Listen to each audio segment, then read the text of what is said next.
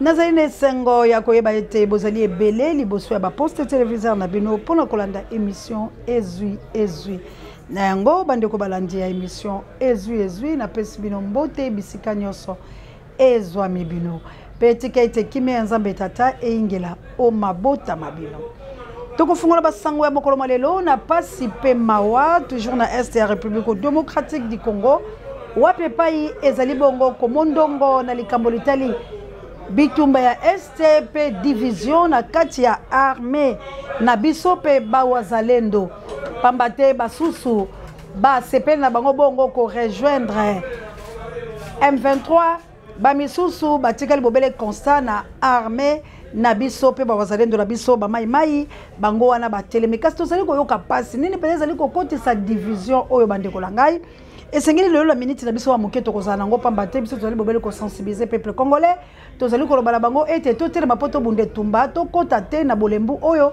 mwana mboka Félix Antoine Tshilombo bato la bazali kotiela biso pambate na kati na bango peza boyokani ezali te na kati na bango ezali mbutu pambate bali kokoka te ba nomination nyonso azali kosala na union sacrée abaluka boy asala boy ezali bobele pamba tina elikambo ezali bobele bitumba pambate ba o bavai na este bango bazali kolemba te pe bazali kotika te bazali komotelemaka kozela yende apesa bango oyo bango bayokanaki pasi ya Congo po boye bayete mabe ezali kabu ya l'homme puissant tshela biso bango nyonso babale na lolenge kani basali ba déclaration na bango ebongo tozonga déclaration politique numéro 002 bar FCR bar BP bar 2025 portant adhésion du FCR à l'Alliance Fleuve Congo bar M23. Nous, leaders, membres fondateurs du Front commun de la résistance, FCR en sigle, basé dans le nord et le sud Kivu, vu la mauvaise gestion du pays par le régime de Kinshasa, caractérisé par des promesses non tenues, le détournement, la dislocation de l'unité et la cohésion nationale, les violations des droits internationaux humanitaires et les droits de l'homme, vu la situation sécuritaire chaotique dans laquelle se trouve la population de la partie est de notre pays, considérant la situation sombre de la politique actuelle de la République démocratique du Congo, dont les gouvernants délaissent les gouvernés mourir dans plusieurs entités du pays, notamment Beni, Lubero dans le nord Kivu, ainsi qu'à Ituri, suite aux exactions des ADF MTN et les FDLR dans le Rutshuru, considérant la mauvaise volonté des autorités du pays de ne pas prendre en compte les multiples sacrifices des groupes d'autodéfense en leur privant la logistique pour une défense de l'intégrité du pays, prenant en compte le comportement d'une haute trahison des FARDC qui, au lieu de défendre la nation, s'étaient transformés en des commerçants et des trafiquants de minerais, étant donné que leur manière de se retirer dans plusieurs entités sans motif, en pillant, violant, tracassant la population, prouve en suffisance que les FARDC sont ennemis numéro 1 de la population de la République démocratique du Congo, entendu que nos éléments appelés Wazalendo, réunis au sein du FCR, ont une mission de défendre l'intégrité territoriale et défendre la population avec les dirigeants dignes de foi et conscients de la souffrance de la population, vu notre engagement de défendre efficacement toute la population dans sa diversité ethnique, linguistique et culturelle, vit la nécessité et l'urgence. Déclarons, article 1er, à dater de ce jour, nous nous désolidarisons des FARDC suite à leur trahison et leur donnons 24 heures de se retirer dans les entités sous contrôle du FCR. Article 2. Nous portons à la connaissance de tous que nous marions notre élite à celle de l'Alliance Fleuve Congo Bar M23 pour aborder une vision commune, celle de la bonne gouvernance, lutte contre la corruption et remettre les Congolais dans leur dignité. Article 3.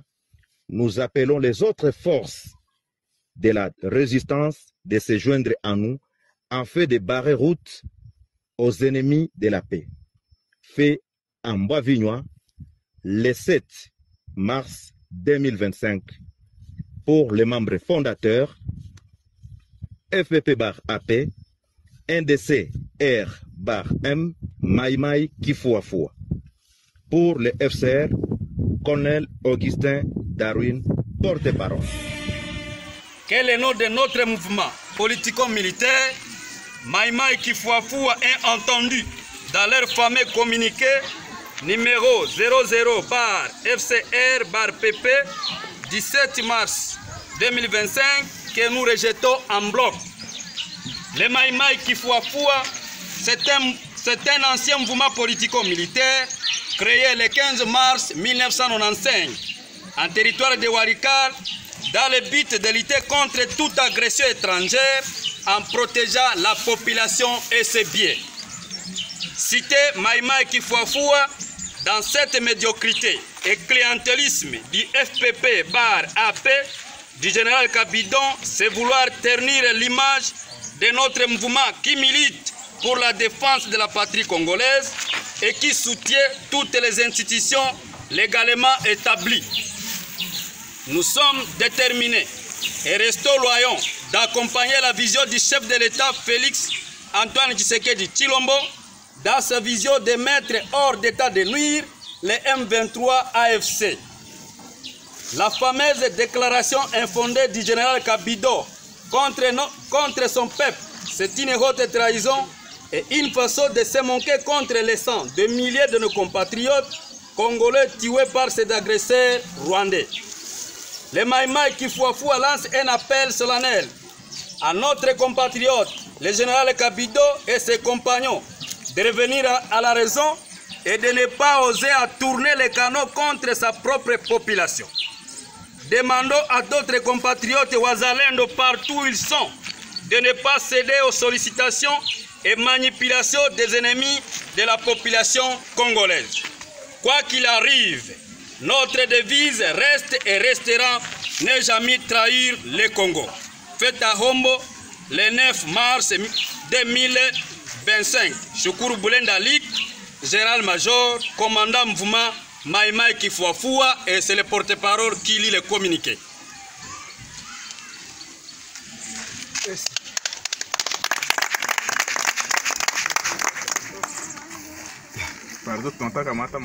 Bandeko na ngai na banzi bolandi ba oyo balobi tokei ba oyo to balobi totikali ba oyo bazali kosenga na bandeko la bango bazonga na raison ba oyo kuna pe bazali kobenga bandeko la bango ete ba rejoindre bango po ete babunde tumba ya libération ya kolongola mabeno so ezali kosala na mboka.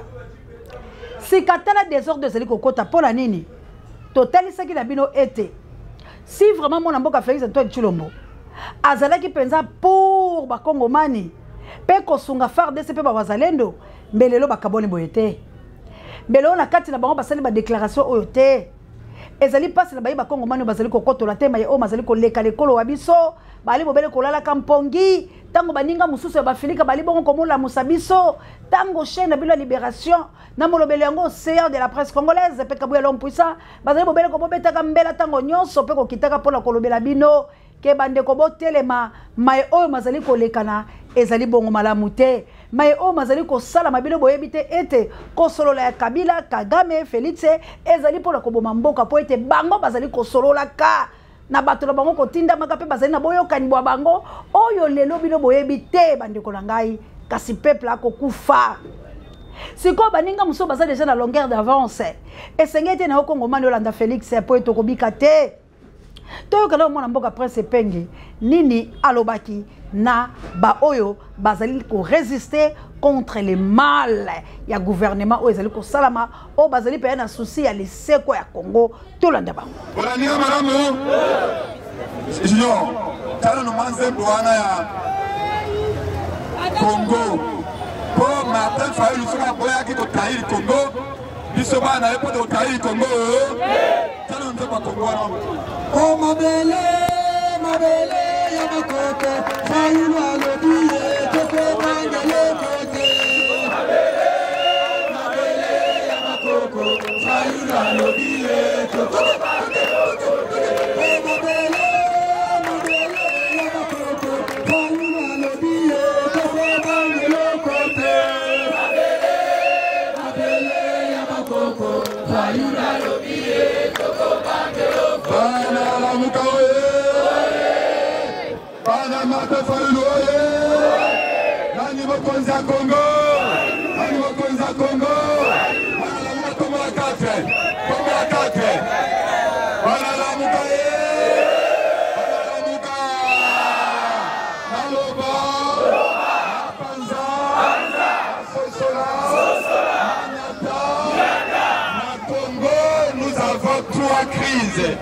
La crise sécuritaire, la crise politique et la crise sociale.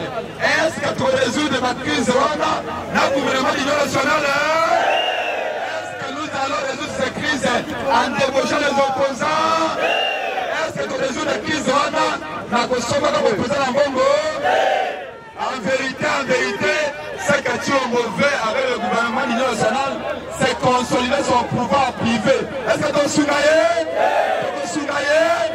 Lélo Félix Tshisekedi a commis occasion, il y a déstabilisation en Moka. Et Sengeli Bissoma, pour ça, la nyonso, peut devenir ça nini. Wana la Moka, le collaborateur gouvernement, on a besoin de la Moka à beau. La Mouka et le service des haïtos en présidence de la Peut-être fallu l'autre mabanzela la liberté. Peut-être fallu la presse la liberté. Peut-être fallu la économie la liberté. Peut-être fallu l'artiste à collecteur la liberté. On a la Mouka de limiter dialogue à Senko et SSC la liberté. Est-ce que vous dites dialogue à Senko?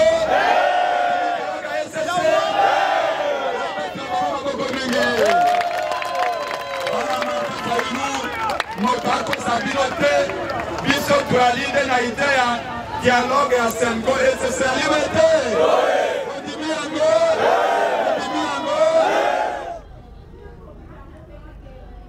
ezali kopesa pasi na banze bolandi Prince Penge boyoki junior boyoki makambo nyonso oyo bayi bakongomani bakobundaka bande kola ngai soki tokosakana na likambo liteli Congo ekipe pola te Congo ekozoli sekwa kasi bayike bakokufa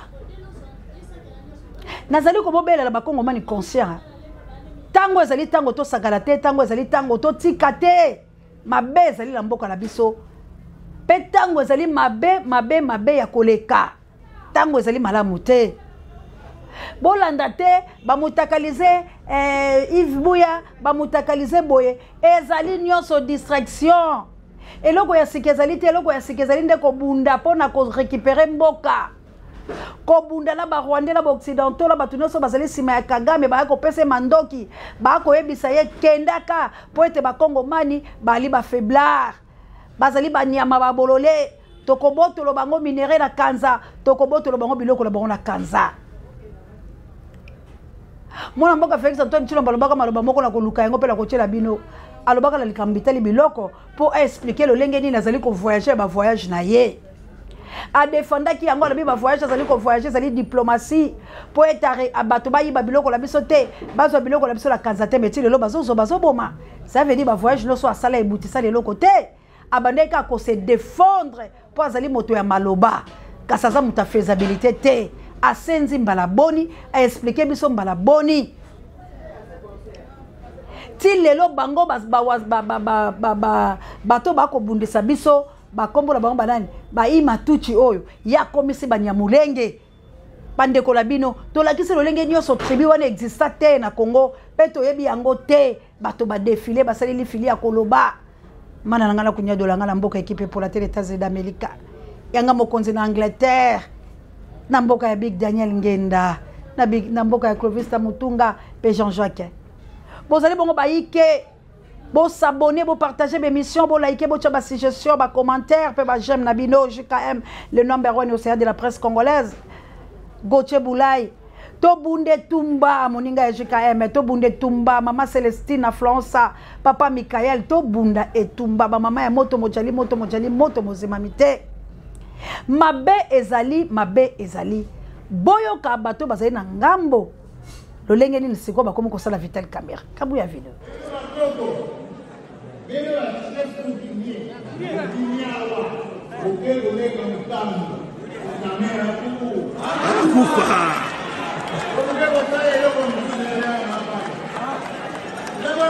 Boye.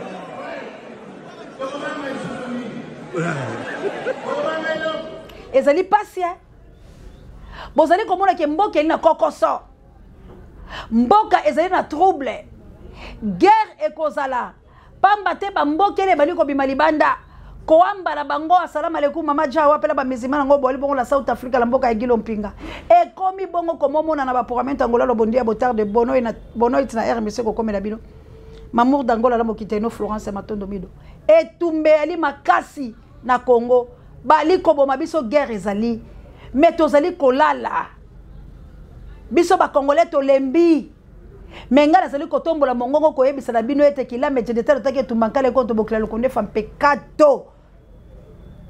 Totele meba mama missionnaire na plus 32 la mboka nita babe fokuyo motope bakoka Lumumba Guillaume Ngangulao. Notre pays est envahi Congo et Kei. Mwana mboka Félix Antoine Chilo bateka mboka. Akotika la ko récupérer yango te, akotika la ko sa nango loko moko te, bazali ko distraire biso po bango na banyamulenge bali 1. Kabo e uti ko tel sabila ngo pole. Siko bozali ko zela nini po ete to tele mato revendiquer ba droit. Bazali ko distraire biso la tango oyo. Kabila zali koloba. Kabila oyo aboma Congo, oyo apesaka pouvoir. Ba faiseur a pouvoir wala ba yesiko ba boto la pouvoir la bango. Siko bino bolingi to tika. Bango ba ya ba sakana na biso. Poso ki bango ba koti ba ko sakana na biso. Basi ba se prépara, bazali partout, pe basi ba telemisika. Poete baya ko sakaje biso. Alors bino boza ko luka lesusu nini ba peuple congolais. Bozali ko zela liwa lobi okuna na zikide zalaki opesi mbombo boy balu bala ba Swahili. Bozali ko zela tribalisme o ezali ko kota makasi ya koboma bato. Ezali préparation la bango basi ba se préparer ki a conséquence ba ko konta trouble désastre et cause la distraction. Po bakoti sabatu la bango, po bango basi bayibi, basi bazui ba place oyo ba okele ko siège lobby. E bongo ngai na yo ndekolanga. E bongo ngai na yo. Tozali kolala pona nini? Tozali kotelema pona nini? Parce que bandekola basi ba gagner. Bazui une grande partie à bamboka la biso. Lelo pe lobi ki chasse ko sala tomber po bakoti. Bolanda ba kino akabu ya l'homme puissant.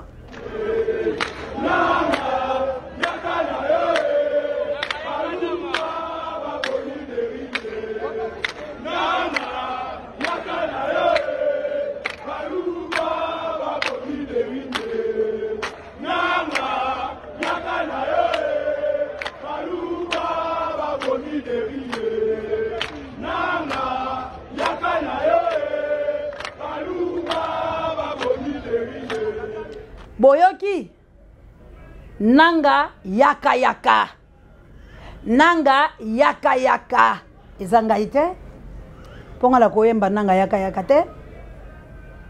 Mais voyez majorité primera kaka la règle de jeu. Ceux qui sont kokate, balobi qui sont pour, qui sont contre. Bato abstinence tozalaka muke. Bazui ba o baleki. Siko mboka etekami parce que muta kokolongola Félix Azate. Nanzi melande kolangana lobaki muta kolongola Félix Fazaka la mandoki. Po ba opposa baza faible biso peuple toza faible ngala bazo soutenir nanga. Et voilà faiblesse la biso le place saison mais biso. Pas qu'on continue qu'on soit minéré la biso sans permission. Pas qu'on continue qu'on y biso sans permission. Pas qu'on continue qu'on boma biso. Loko la bateau oyo mpata zanga mokengeli. Tomi ça la violence bande kolanga. Peuple à sa télémi. Ba moyen de toza langote. Sensibilisation ekoti.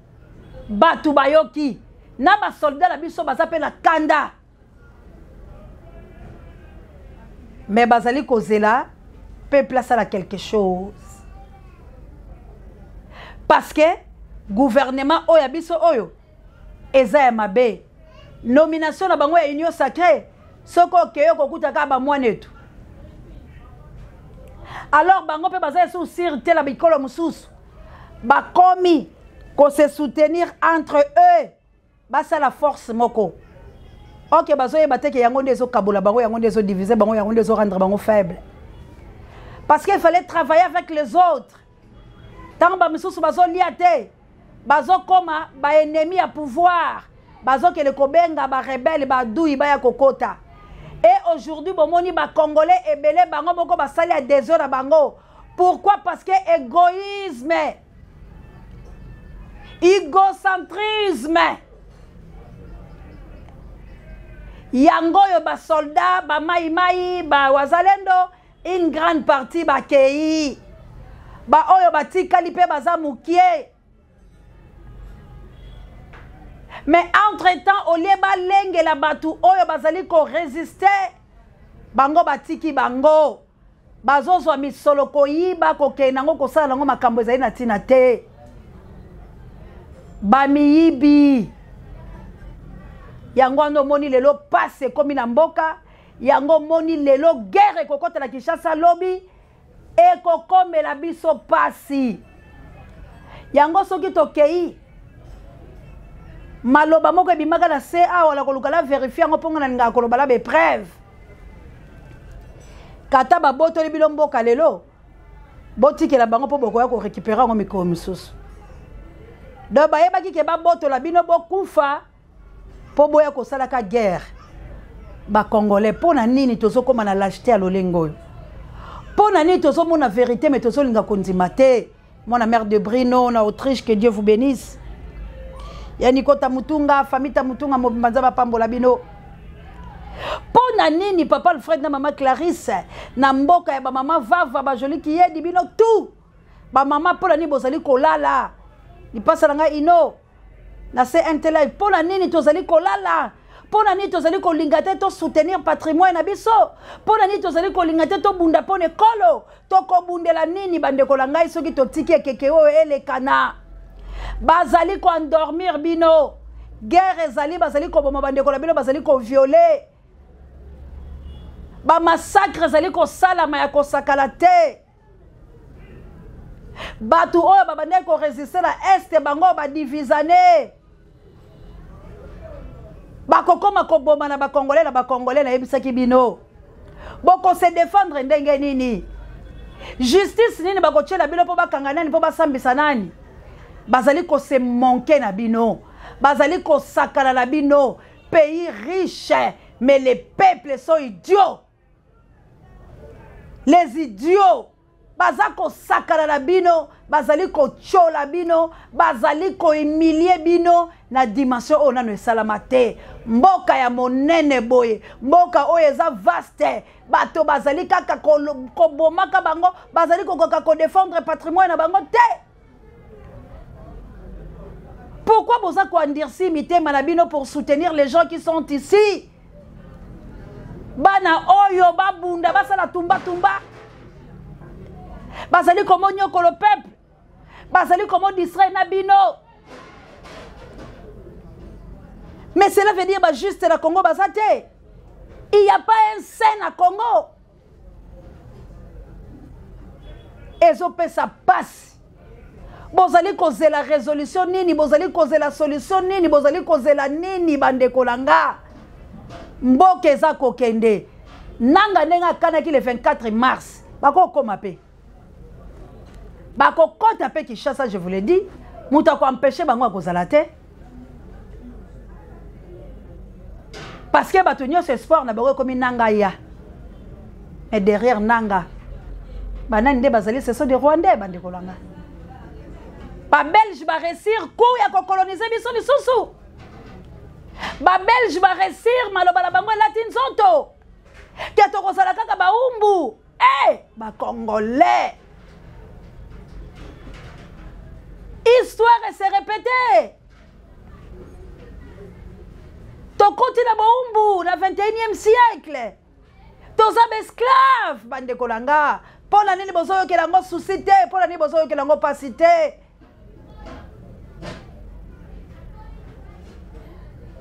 Lelo musala balumumbe zaki en vain, papa lango kufa ki pour la nini, 57 patriarches bo kufa ki pour la nini. Il fallait me vendre d'abord ça la paix corrompu. Parce qu'aujourd'hui, l'histoire se répète. Les Congolais ne sont pas koufi. Tu es bien mukotokole la bangote parce que tu es la boumbu. Parce que tu es la kacha boumbu. Parce que le Congo a été déjà vendu. L'histoire à Congo s'est répétée. Bakangi bisoli sous la boumbu. Ba Belge bazo triomphé. Parce que maloba la bango koki sami.